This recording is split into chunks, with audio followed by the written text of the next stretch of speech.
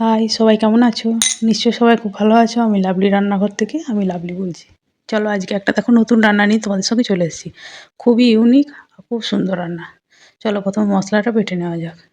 এখানে দিচ্ছি তোমার গোটা জিরে, গোটা ধনে, গরম মশলা বলতে এলাচ আর গোলমরিচ দিয়েছি, আদা আর শুকনো লঙ্কা একসঙ্গে বেটে নেবো।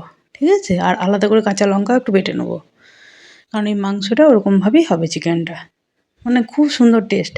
একবার এরকমভাবে বানিয়ে দেখো, দারুণ সুন্দর হবে। আবার বলে দিচ্ছি ধনে, জিরে, গোটা জিরে, গোটা ধনে, ঠিক আছে?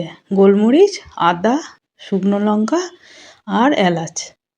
এলাচ মানে এমনি নর্মাল এলাচ দিয়ে একসঙ্গে ভালো করে এরকম করে মিক্সিতে হোক বা ইয়েতে হোক বেটে নেবে। আমি শিলে বেটে নিচ্ছি। শিলে বাটলে একটু সেই দানা দানা মতো থাকে, দেখবে খুব সুন্দর লাগে। এবার কাঁচা লঙ্কাটা চলো বেটে নিই।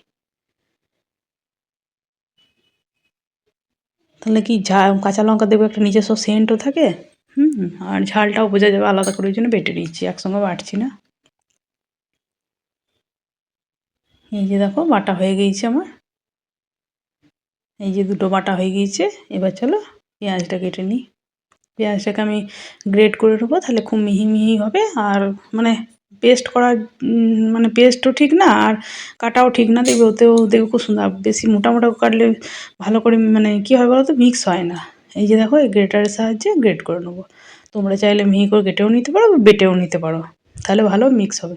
এবার টমেটোগুলোকেও একটু গ্রেট করে নেবো, কারণ এখনকার টমেটোগুলো দেখবি ঠিকভাবে রান্নার সঙ্গে সেই তাকি তাকি থাকে, ওটাও খারাপ লাগে। আর যতটা গ্রেভিটাতে দেখবে বেশ মিক্স হয় তাহলে ভালো হয়। এবার আদা রসুনটাকেও ইয়ে করে নিচ্ছি, একটু ঘষে নিচ্ছি। ভাবলাম চলো তোমাদের সঙ্গে এটাও শেয়ার করি। খুব সুন্দর হয়, মানে সে ধাবাতে যে স্টাইলের চিকেন টিকেনগুলো করে না, ওদের দেখবে একটা আলাদা রকম, পাঞ্জাবিদের বা এদের আলাদা রকম সেন্ট হয়। কীভাবে হয় চলো দেখো, ওই রকমই লাগবে, বাড়িতে বানিয়ে দেখো আর জানাবে কিন্তু কেমন হয়েছে। এবার দিয়ে দিলাম বাটার, একটু বেশি করে বাটারটা লাগবে তবে। এবার দেবো সর্ষের তেল বাটারের সঙ্গে, সর্ষের তেলটাও কিন্তু একটু বেশি লাগবে। এবার দিলাম দুটো তেজপাতা। আর এবার গোটা ফোড়ন দিচ্ছি তোমার ওই শুকনো লঙ্কা, এলাচ আর কী বলে গোটা গরম মশলা, কী বলে ওই দারচিনি, দারচিনি ওটা আমি ফোড়ন দিয়েছি। ওইটা একটু হয়ে যাওয়ার পর এবার পেঁয়াজটাকে দিয়ে দিচ্ছি। দেখো এরকমভাবে পেঁয়াজটা না কাটা, মানে মিহি করে কাটা হয় না সেই রকম, বা বাটার থেকেও ভালো, মানে ওই রকম, মানে না এটা না ওইটা, মানে সে দুটোর মিক্স, মানে মিডিল পোর্শনটা, তাই না? খুব সুন্দরভাবে এরকমভাবে মিক্স হয়ে যায়, অথচ মুখেও হালকা হালকা লাগে, দেখবে খুব নরম হয়ে বেশ খুব সুন্দরভাবে, মানে এরকমভাবে আমি ওই জন্য বেশি পেঁয়াজটা ইউজ করি। এবার দেখো রসুন দিয়ে দিচ্ছি, এবার আদা দিয়ে দিচ্ছি। আর অবশ্যই কেমন হয়েছে কিন্তু কমেন্ট বক্সে জানাবে। ভালো লাগলে চ্যানেলটাকে লাইক, সাবস্ক্রাইব, শেয়ার করে পাশে থেকো।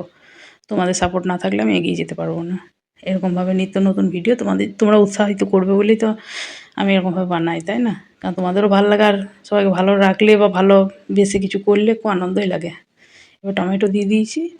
এবার দেখো মাংসগুলোকে দিয়ে দিচ্ছি, চিকেনগুলোকে।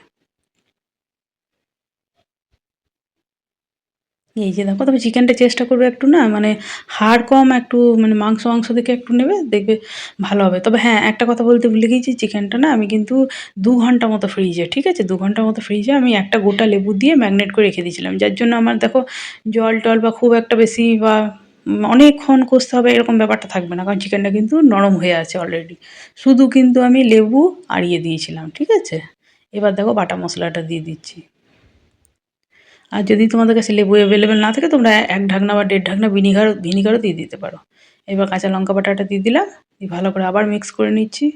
একবার বানিয়ে দেখো, মানে এত সুন্দর টেস্ট না। আর বাটা মশলাটা দেওয়া আছে তো, এই যে যে মিক্স বাটা মশলাটা দিলাম, ওইটার জন্য মাংসটা আর বাটারটার জন্য আরও সুন্দর হয়ে যাবে। খুবই সুন্দর খেতে হয়। মানে একঘেয়েমি দেখবে আমরা ওইগুলো খেয়ে খেয়ে থকে যাই। তখন কিছু চেঞ্জের প্রয়োজন থাকে, তখন এরকমভাবে বানাতেই পারো। এটা তোমার নুন দিলাম, এবার হলুদ দিচ্ছি। এগুলো ওই তন্দুরি রুটি বা পরোটা বা ইয়ের খুব ভাল লাগে। সেঁকা রুটির সঙ্গেও খুব সুন্দর লাগে। এটা দিলাম তোমার কাশ্মীরি লাল লঙ্কার গুঁড়ো, এটা কালার হওয়ার জন্য দিলাম। ঝাল তো অলরেডি আমি দিয়ে রেখেছি। এটা গুড় দিলাম, চিনি বা গুড় তোমাদের যেটা অ্যাভেলেবেল থাকবে তোমরা সেটাই দিতে পারো বা যেটা পছন্দ করো। রান্নাটা সম্পূর্ণ নিজেদের পছন্দের উপরে ডিপেন্ড করে, তাই না? এই যে ভালো করে মিক্স করে নিচ্ছি এবার। হালকা আঁচে বারবার নেড়ে চেড়ে করবে, দেখো মাংসটা খুব সুসেদ্ধ হবে আর খুব টেস্টও হবে।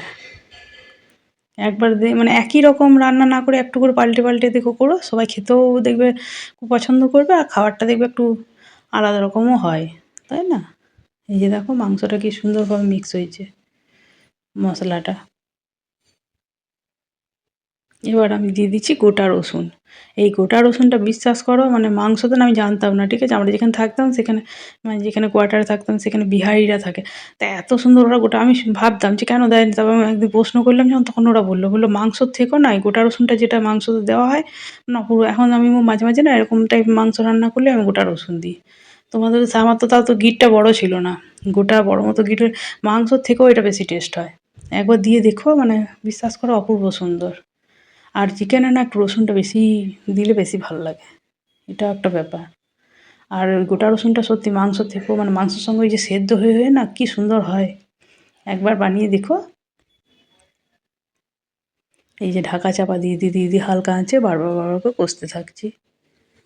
এতেই মাংসটা না তখন মাংস থেকে নিজস্ব একটা জল বেরিয়ে আসছে, এতেই মাংসটা সেদ্ধ হয়ে যাবে।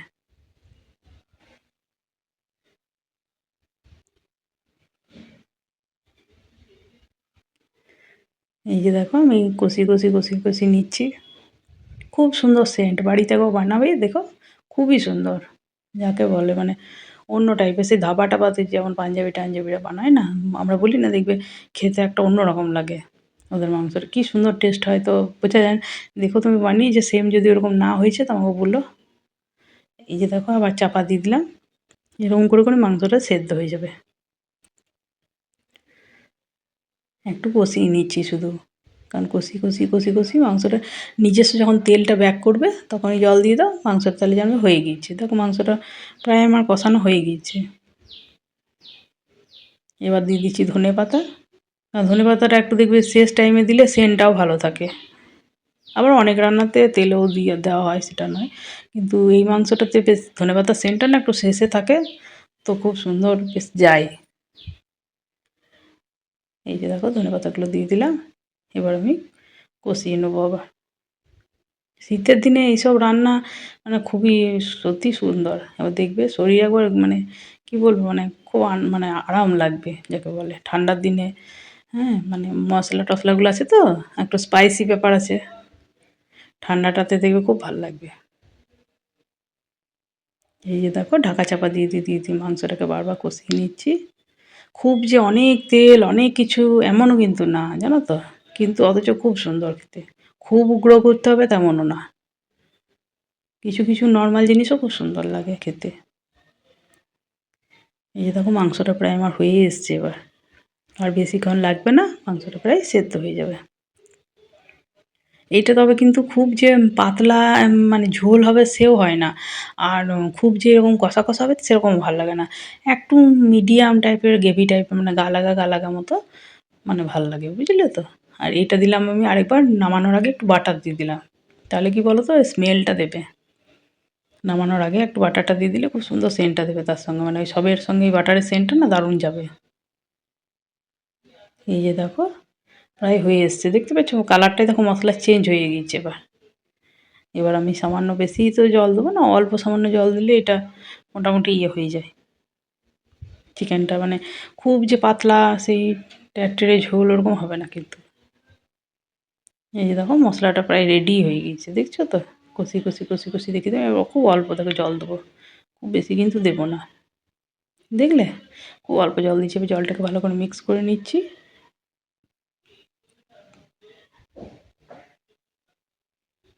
এই যে চাহিদারটা ইয়ে করে একটু মিক্স করে নিয়ে আবার একটু ইয়ে করে দেবো, বাস তাহলে আমার মাংসটা মোটামুটি রেডি হয়ে যাবে। দেখো খুব জল কিন্তু দিইনি। এবার আবার চাপা ঢাকা দিয়ে দিলাম। দেখো মাংসটা অলরেডি ফুটে এসছে। তবে রান্নাটা পুরো আঁচ কমিয়েই করো, তাহলে কিন্তু রান্নাটার টেস্টটা আরও বেশি হবে। আর আঁচ বাড়িয়ে করলে কিন্তু এত সুন্দর সেন্ট বা সেন্ট হবে, টেস্টটা হবে না। এই যে দেখো হালকা আঁচের মধ্যে রান্নাটা কি সুন্দর হয়ে গেল। এবার গরম গরম সার্ভ করে দেবো। কেমন লাগলো অবশ্যই কমেন্ট বক্সে কমেন্ট করে কিন্তু জানিও বাড়িতে করার পর।